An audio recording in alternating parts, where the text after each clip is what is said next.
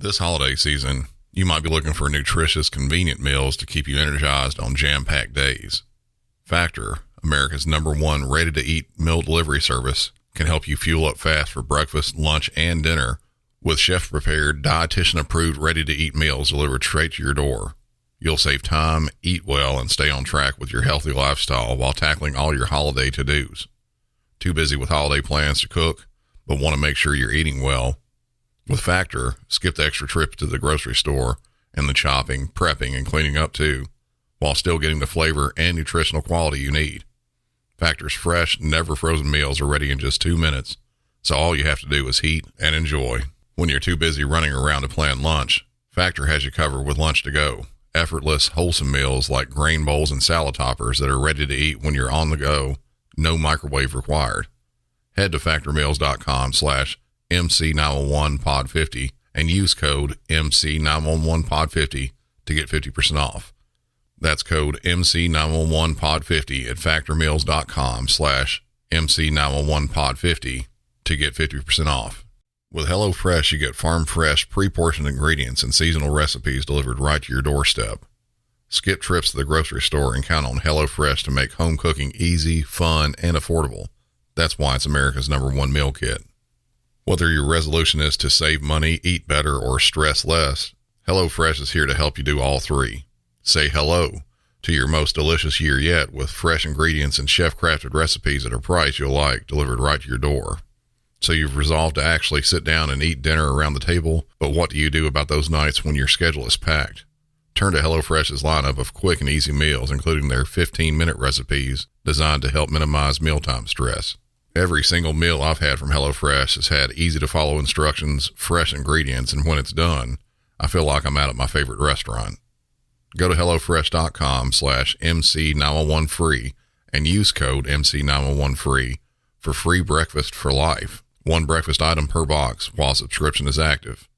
That's free breakfast for life at HelloFresh.com/MC911free with code MC911free.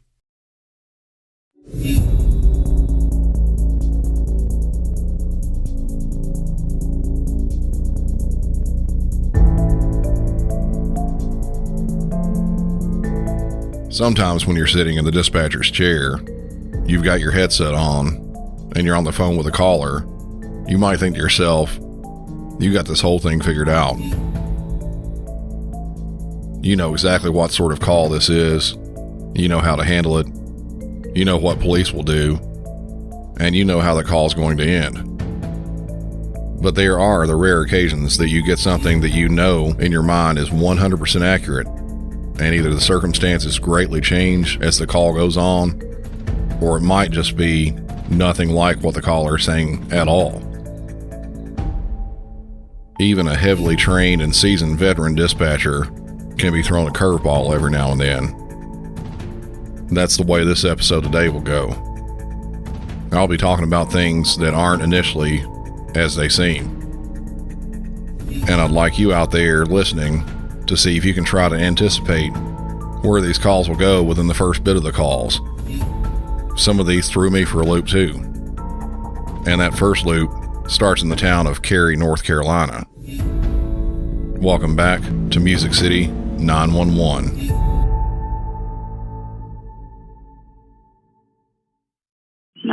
What's the address of the emergency? It's on Dorset Drive. My name is... All right, repeat the full address, make sure I have it correct. Okay, and the phone number you're calling me from in case we get disconnected? All right, tell me exactly what happened.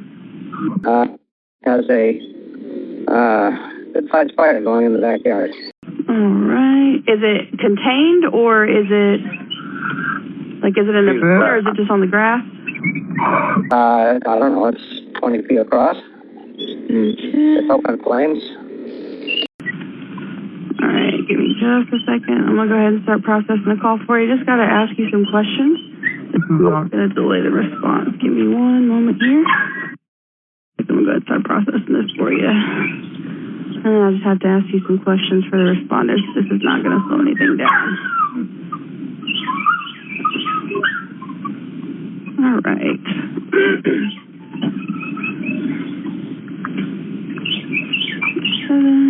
All right, and just to confirm, are you at that location now? What's that? Are you at that location now? All right. Give me 1 second here. And can you tell me exactly what is burning? No, I can't see it. It's behind the fence, but the fence is 5 feet high, and I can see flames over the fence. Okay. And you said about how wide is it?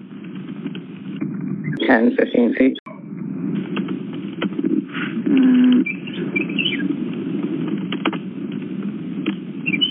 Check these notes for the firefighters. All right. Is the fire threatening anything? There's a trailer within 20 feet of it. RV. An RV trailer? Yeah, RV trailer. Yeah, there's 2 RV trailers in the yard. All right. And just to confirm, if you know, is anybody trapped or in immediate danger? I don't believe so. Okay. Are there any electrical hazards?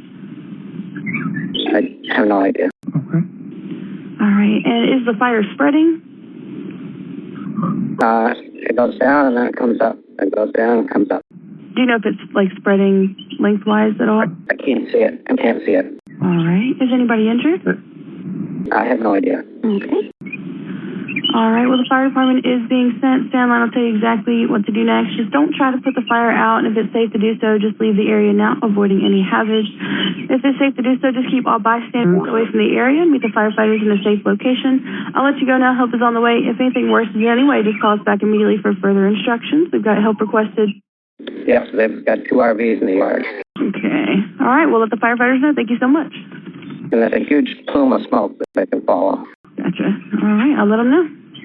Thank you. All right. Bye-bye. Local fire department personnel were dispatched to the scene of what is categorized as an outside fire. An outside fire can be anything from a brush or grass fire, an open burn in someone's yard, or a dumpster fire. Pretty much anything that isn't a structure or a vehicle. This is a very routine call that most departments handle with great frequency.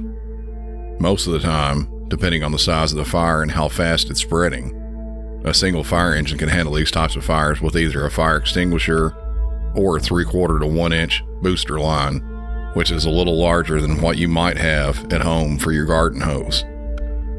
This fire was described by the caller with a varying height of the flames and looked to be anywhere up to 20 feet wide. Once on the scene and geared up, crews went around in the backyard of a house in the 600 block of Dorset Drive just a little after 7 a.m. to extinguish this outside fire. Once they started pouring water on the fire, located in a homemade fire pit, they could tell the contents were mostly trash and debris from a home renovation. Just moments after starting to tame the fire, they noticed something much different than the discarded pieces of the home. In the fire was a body.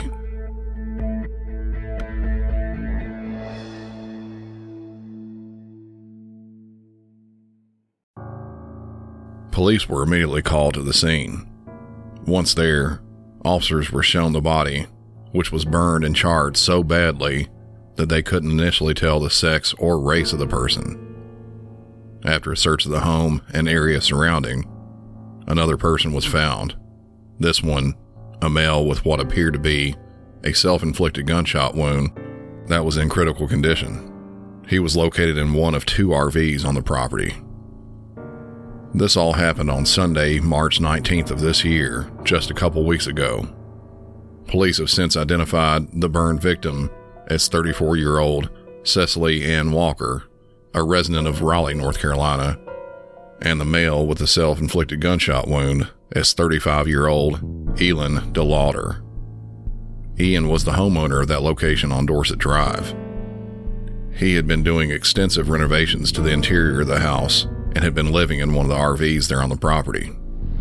The relationship between Ian and Cecily has yet to be confirmed. Ian was transported to a local hospital where he remained in critical condition for several days and then later died. Before he finally passed away, police said they could issue up to 40 different charges on him, depending on the outcome of his condition. This isn't the first time that police have had a run-in with Ian by a long shot. Going back to 2022, police have had 18 calls to the house for various reasons, including an armed robbery in November and Ian being arrested in February on cocaine possession charges. The exact time and cause of death of Cecily hasn't been ascertained yet, as her body is still in possession of the local medical examiner. To say that this next call was quite a bit different from the first is an understatement.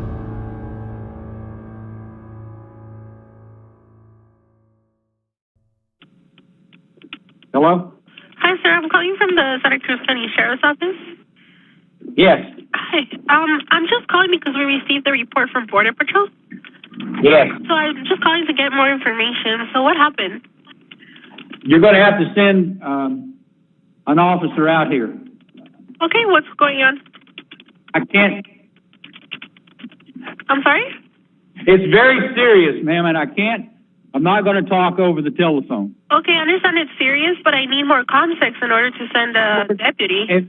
Okay, fine. It's going to be, Go ahead, well, you can talk to me. What's going on? yeah, I know I can talk to you, but you're responsible for what I say, and I'm responsible for what I say. Can you give me a little context of what happened? What's going on? You told them that I'm not you shot sure. at something. What did you shoot at? I didn't shoot at I haven't said I shot at anything. Okay, well, that's what Border Patrol told us, so that's why I'm just asking you. Yeah. Y'all guys, the Nogales Sheriff Department had 4 or 5 guys out here this afternoon investigating a Border Patrol drug running incident. And I don't know if I can't remember the officer's name. There was 2 gentlemen and 2 young ladies, maybe third. Do you know who I'm talking about? They came out to 100 Willer Cross Circle. You mean for my deputies, correct? Yeah, they were Nogales. Yeah, I'm aware of what happened earlier. You're aware? Okay, then they're aware of what happened, and I don't want to get you in trouble, and I don't want to get me in trouble, but I don't want to break the law or anything like that. So what I'm telling you is that we need a sheriff deputy out here, 100 Willer Cross Circle, immediately, and that's all I can say, ma'am. Okay, is anyone hurt? I need to know, because if someone's hurt, I need to send an ambulance too. There's no.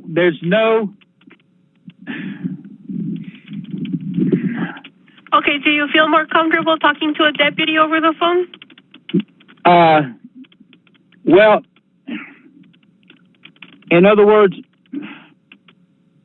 okay, you know the thing. You have the right to remain silent, and anything you can. I understand. Anything you say can and will be held against you in a court of law. I'm not admitting to anything I've done, but all those things tend to add up, and I don't know what happened. I just know what I just saw about 15 minutes ago, and it's something that an ambulance cannot help. EMTs cannot help. There's nothing out here that can be aided by EMT or emergency services. Okay, I understand you don't want to give me a lot of details, but what you are requesting an officer from me, so I just needed to know for their own safety and your safety a little bit of what's happening, what's going on. Okay, I'll put it like this. Last spring out here, there was a pickup found on East Sagebrush with a dead lady in it. I don't know if you knew of that or not. Yes, sir. I'm aware of what happened. Okay, it's a situation similar to that. How's that? Okay. You follow? You understand what I'm saying? It's a situation exactly like that. Okay. And so that's going to require the sheriff to come out here. Okay. Can you tell me a description of? No, a vehicle? I don't have a description. There's not a vehicle. Okay. The only thing that I was referring to in conjunction with the that incident? accident was the body. Okay. You got it? Okay. All right. Okay, can I have your name? Yes, George Kelly. George Kelly. Okay, George, would you, if my deputy goes over there, would you take him to whatever it is that you found? Yes, I have it marked. I have a flashlight on over it, because it's going to be dark when he gets here probably, but I'll take it to him. And you are sure an EMT cannot help? I am positive. I have a medical background. An EMT cannot help. Okay. Do you know whoever it is that you saw? No, I do not know. I didn't say it was anybody. I just said it was a body. Okay. All right. Okay. All right. I'm not trying to be smart, ma'am. You're trying to be careful, and I get that. However, I hope you understand that on my end, I have to take care of my deputies too. So I needed a little bit more context as to why you needed a deputy to head out there. Yeah, now you know that there is a body here. Okay. All right. Does it look somewhat? And it's not alive. So you asked, did you need EMT? I said no. Okay. I'm sure a coroner will be involved sooner or later. I understand. George, can you tell me something? Is it discolored from somewhere? Is it discolored? Yes. What does that mean? Has it been there for a while? Can you tell? From what? In that I only approached the body to make sure that the animal, it's not a vegetable or a mineral. The animal wasn't alive, and it was not alive. Okay. There were no signs. There was no signs of blood. There was just an animal laying face down. An animal? An animal, and you know what an animal is. It's not a vegetable or a mineral. Okay. It's a body, and you know what I'm talking about. I understand what you're talking about, George. Yeah. Okay. I'm going to send the deputy then over to your house so you can lead them over to wherever you found what it is. Okay. You found, okay? And now, maybe one of the deputies were out here. They know how to get here because it's 100 Willow Cross Circle, and it's kind of hard to find. It's a ranch right on the border. So I have one of my deputies that responded earlier going over your way. That's good. You do that. They know how to get here, and I'll have the gate open. Okay. Sounds good, George. Thank you. Thank you for the I appreciate your help and your patience, and I'm sorry if No problem. I understand. Okay. Okay. Bye. Thank you. All right. Bye-bye. The caller, 73-year-old George Kelly, wouldn't say exactly what happened or what exactly was found there. It was very cryptic through almost the entire call. Hints were made that maybe he did something when he started quoting the Miranda warning. He also was hinting as to what was the thing that he had found there, only saying that it was an animal and not a vegetable or mineral. He also mentioned that medics definitely weren't needed and that a coroner would have to be called at some point. It was all very mysterious, and as a dispatcher, we of course want to know more, not for our own personal benefit, but for the safety of our responding officers. According to court documents, this went one of two ways. Either how the prosecution is pushing, or how the defendant, George Kelly, is saying. According to prosecution, a group of approximately 7 to 8 people were traveling north through the Keno Springs area of Arizona from Mexico at around 2:30 p.m. on January 30th. 2 individuals from the group state that George opened fire on them randomly with no warning at all. While walking away, one of the group was hit in the back and said to the others in Spanish, "I'm hit," then fell to the ground grabbing his chest. His eyes rolled back in his head, and at that point, he had likely passed away. One of the 2 people, who say they were part of the group that was shot at, came forward reporting this, and also that the 73-year-old man came through the brush and was hunting the group. Both ran back south towards Mexico. They claim that George shot at least 8 rounds at them without any warning or provocation. Both of the victims that have come forward say that none of the group was armed. They all fled back to Mexico after this happened. On the defense side, The attorney for Kelly says that he and his wife are eating lunch after he completed chores on the ranch, of which they've lived on for the past 20 years. During their lunch, he heard a single gunshot. Then he saw a horse of his running away at full speed. He then saw a group of men walking through the trees with large backpacks, dressed in camouflage, armed with AK-47 style rifles. He claims he knew none of them, and they didn't have permission to be on his land. He then called Border Patrol, a specific agent that he had been in contact with numerous times, to tell them what was happening and wanted help. He then told his wife to stay inside and away from windows and to be silent. He then went onto the porch armed with his own rifle, and at that point, he said one of the men pointed their rifle right at him. He then fired several rounds from his own rifle, hoping to scare them away.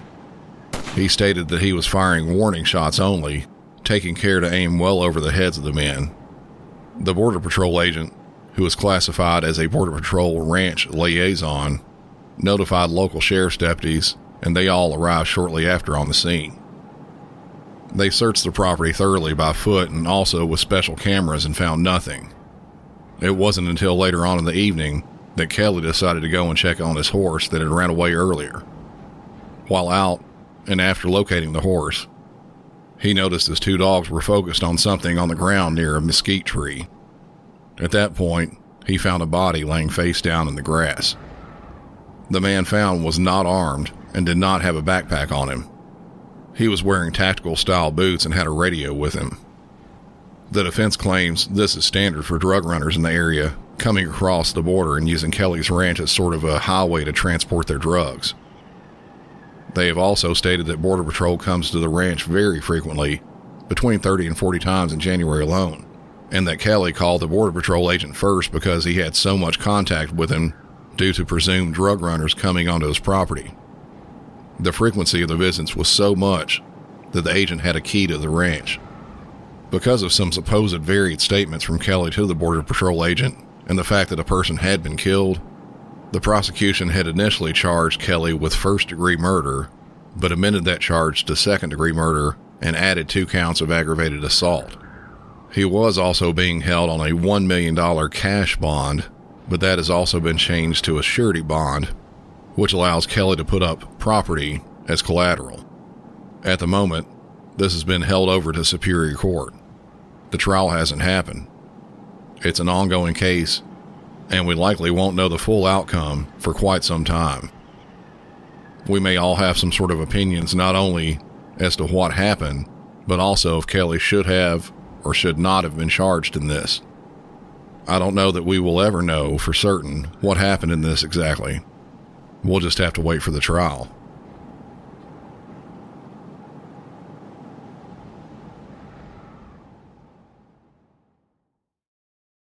What's happening there? My ex-husband just busted my window, bashing on my door. He just busted my front window, and now he's outside screaming. Kids, go in your room. Go in your room. Does anyone have a weapon?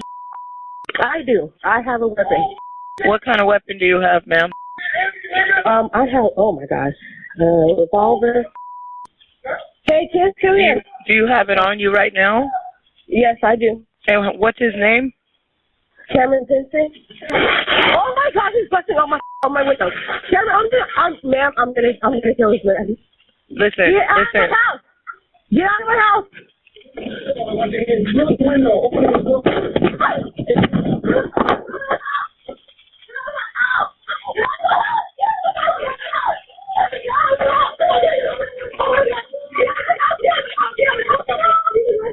I need medical. Okay, where is he at right now?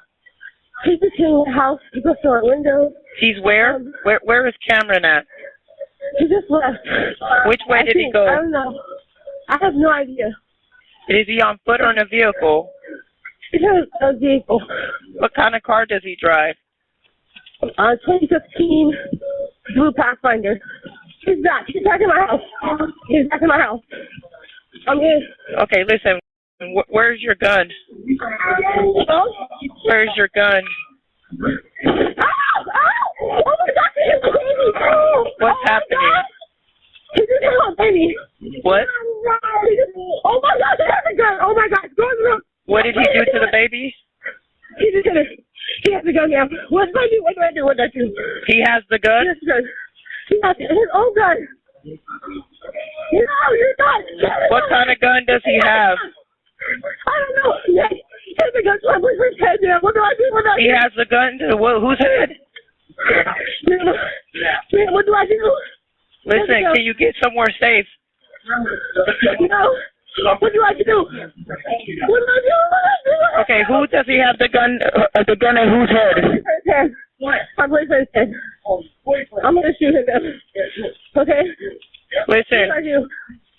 I need medical standing by. 3403, please. What do I do? Can please? Listen, what kind of gun does he have? I don't know. What do I do? What do I do, man? Are you inside or outside the house? Get somewhere safe. He's in my living room. He's in my bedroom. He's in the bedroom? He's in my bedroom. I have... Hello? Yeah. Okay, listen. Do you have your gun? What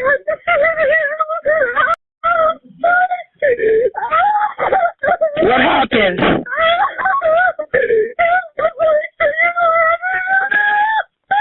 Okay, listen. Did he shoot? Oh my God.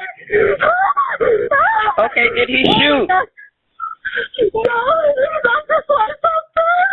Did he fire a shot? No, almost police took a shot.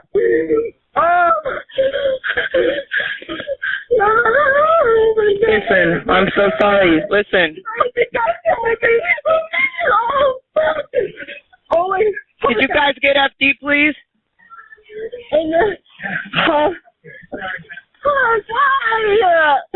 Hello. Listen.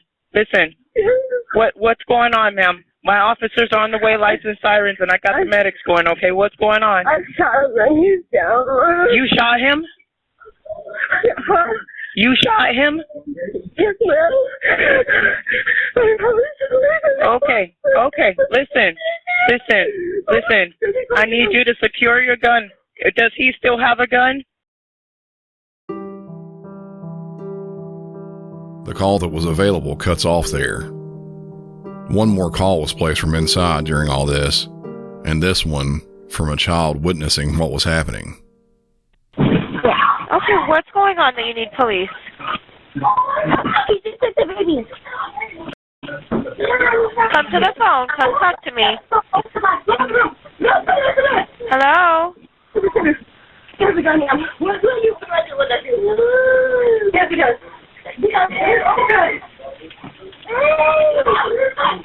Hello? He has a gun up to my mom's friend's head.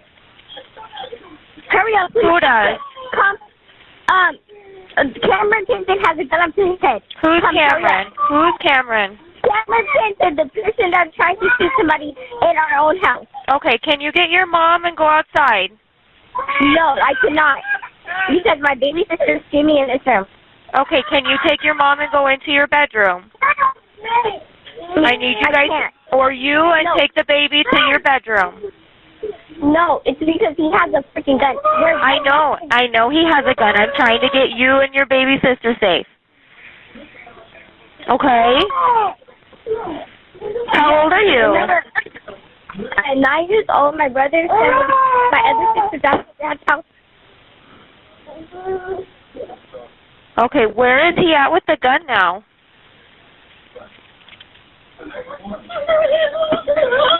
Alright, where is he with the gun?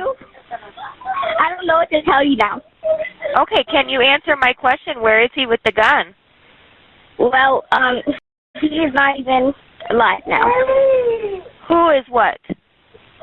Cameron's not even alive now. What do you mean by that? He's gone. Gone where? He's on the floor laying down.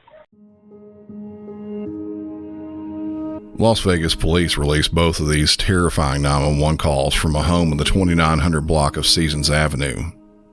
It was very early morning, just around 4:30 a.m. During the calls, as you heard, a man by the name of Cameron Pinson, the first caller's ex-husband, could be heard yelling in the background as the caller described what was happening there. Cameron was outside yelling and trying to get inside. You could hear him in the background being pretty loud. Inside the residence was the person on the phone as well as her kids and her new boyfriend. The caller stated she was armed with a gun. She was trying her best to stay calm and to get her kids into a different room. About a minute into the call, glass breaking could be heard, and then a lot of screaming from both the caller and Cameron. He had made entry into the home. Almost as quickly as he entered, he went back outside. He then came back in and hit a small child inside and was now armed with a gun, and then put the gun to the boyfriend's head. While this was happening, the caller repeatedly asked the dispatcher, "What do I do?" Obviously, this is a terrible thing to be happening, but it's also a very difficult spot for a dispatcher to be in. You're not there, so you can't tell 100% what is happening. Laws also vary from state to state as to what would legally justify defending yourself or others with deadly force. In circumstances like this in my state, I would have told the caller to do whatever it is she feels necessary to keep her and her family safe. We are unable to just say, shoot, because, as I said before, we can't always tell exactly what's going on. In this case, though, the caller does shoot. Cameron Pinson was struck by that single gunshot you heard on the call. He died from his injuries. Had the caller not been armed, this could have gone much differently. Some of the calls I've played on this show have the opposite to happen. You've heard family members get hurt or worse. No one really knows the full intent of Pinson when he entered the home, but an ex-husband breaking through a window at such an early hour armed with a gun usually doesn't have the best of intentions. Lieutenant Ray Spencer with the Las Vegas Police Department has gone on record stating, "This is a unique situation where you have the 911 call that captures pretty much the entire incident from beginning all the way to the end. So it is unique in the sense that you don't usually have that type of evidence outside of video in a case like this. At the time of recording, no charges have been filed against the caller."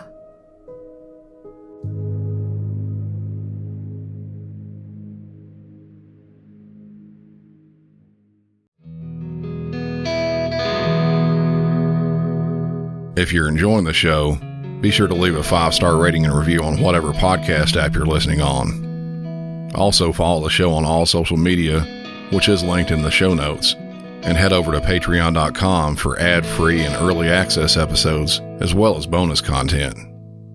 Speaking of early access and bonus content, another episode has just been uploaded to Patreon, this time in both audio and video. This was a collaboration I had with a podcast called Stop the Killing, where I talked with the show's host, Sarah, and her co-host, Catherine, who helped develop the FBI's active shooter program about the recent school shooting in Nashville.